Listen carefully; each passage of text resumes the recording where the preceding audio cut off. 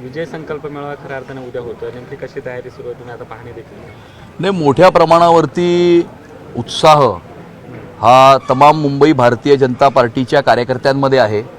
उद्या विजय संकल्प मेळावा होणार आहे आणि त्या मेळाव्यामध्ये महाराष्ट्राचे लोकप्रिय मुख्यमंत्री आदरणीय देवेंद्र फडणवीसजी त्या मेळाव्याला मार्गदर्शन करणार आहेत. आणि मुंबईच्या परिवर्तनाची नांदी ही आपल्याला उद्या बघायला मिळेल.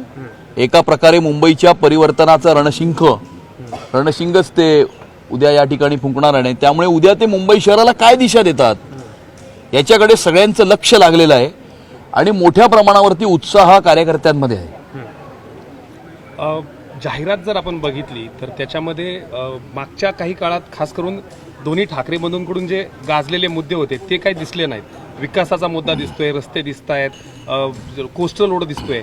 थोडक्यात या सगळ्या जुन्या मुद्द्यांचा फारसा फरक पडणार नाही भाजपवर. हे मुद्दे जुने नाही आहेत. गेल्या 11 वर्षामध्ये जे काम नरेंद्र मोदीजींच्या सरकारच्या मार्फत आणि आदरणीय देवेंद्रजींच्या सरकारच्या मार्फत या मुंबई शहरामध्ये झालेलं आहे, मुंबईकरांनी ते स्वतःच्या डोळ्यांनी बघितलंय. तो कोस्टल रोड असेल, तो अटल सेतू असेल, तो CCTV प्रोजेक्ट असेल, BDD चाळीमध्ये मराठी माणसाला 500 फुटाचं घर देण्याचा विषय असेल, अशा अनेक प्रकारचे परिवर्तन किंवा क्रांतिकारक बदल जे मुंबई शहराने बघितले आहेत. परंतु शोकांतिका हीच आहे की हे सर्व प्रोजेक्ट्स आणि हे सर्व बदल हे राज्य सरकार आणि केंद्र सरकारच्या माध्यमातून झालेले आहेत. परंतु अशाच प्रकारचे बदल हे मुंबईच्या महानगरपालिकेच्या माध्यमातून व्हावे हे मुंबईकरांचं स्वप्न आहे. आणि ते मुंबईकरांचं स्वप्न साकार करण्याकरता भारतीय जनता पार्टीचा प्रत्येक कार्यकर्ता हा तयार आहे. आणि त्यामुळे मुंबईचा विकास आणि त्याचबरोबर मुंबई शहराची सुरक्षा की मुंबई शहराचा रंग बदलण्याचा प्रयत्न जर कोण करणार असेल तर अशा प्रकारचे सर्व प्रयत्न आम्ही हाणून पाडू. आणि त्यामुळे आदरणीय नरेंद्र मोदीजींच्या विजननुसार देवेंद्रजींच्या मार्गदर्शनाखाली या मुंबई शहराच्या महापौर विराजमान होऊन त्याने मुंबई शहराचं काम किंवा त्या प्रकारे पुढे या प्रकारे करावं अशा प्रकारची आमची संकल्पना आहे.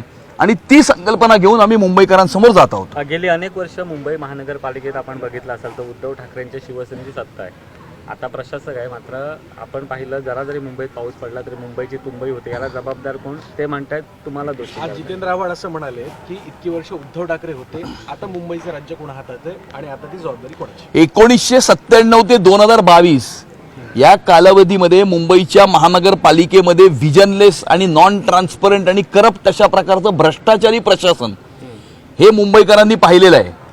आणि त्यामुळे जे काही मुंबईच्या महानगरपालिकेचे जे काही त्याच्यातले फॉल्ट पॉईंट्स असतील त्या सगळ्याला फक्त आणि फक्त उद्धव ठाकरेच जबाबदार आहेत. आणि त्यामुळे व्हिजन नसताना त्यांची व्हिजन ही फक्त दर आठवड्याच्या स्टँडिंग कमिटीच्या 5% सीमित होती. मुंबई शहराचा विकास करणं ही त्यांची व्हिजन कधीच नव्हती. आणि त्यामुळे मला असं वाटतं की त्याला तेच जबाबदार आहेत. परंतु गेल्या 11 वर्षामध्ये ज्या प्रकारचे बदल जे घडवून आणलेले आहे, फॉर एक्झाम्पल की मुंबईच्या पार्किंगच्या समस्येचं निवारण करण्याकरता देवेंद्रजी मुख्यमंत्री असताना त्यांनी अशा प्रकारचं एक प्रावधान DCPR मध्ये आणलं की एक्झिस्टिंग मैदानं आणि उद्यानांच्या खाली आपण वाहनतळ हे करू शकतो. हे का नाही 25 वर्षामध्ये मुंबईच्या महानगरपालिकेने अशा प्रकारची पॉलिसी आणली? कारण व्हिजनच नव्हतं ना. त्यांचं लक्ष फक्त दर आठवड्याच्या स्टँडिंग कमिटीवर होतं. आणि त्यामुळे व्हिजनलेस जे ऍडमिनिस्ट्रेशन त्यांनी आणि जो काही भ्रष्टाचार, त्यामुळे मुंबई महानगरपालिकेला भ्रष्टाचार विरहित प्रशासन देणं हे आमचं उद्देश आहे. सर, संजय राऊत म्हणाले देवेंद्र फडणवीस यांच्या आजूबाजूला जे काही लोक आहेत ते मुंबईतल्या मोर्चाची जागा ढाकण्याचा प्रयत्न करतात, हडवण्याचा प्रयत्न करतात. त्यामध्ये मराठी पत्रकार संघाची जागा असेल किंवा पत्रकार संघाची जागा असेल ही दाबण्याचं काम करतात असा आरोप त्यांनी केला. कोण म्हणालं? संजय राऊत. महाराष्ट्राच्या राजकारणाचा विदूषक रोज काय बडबड करतो याच्यावरती प्रतिक्रिया देण्याची आवश्यकता मला वाटत नाही.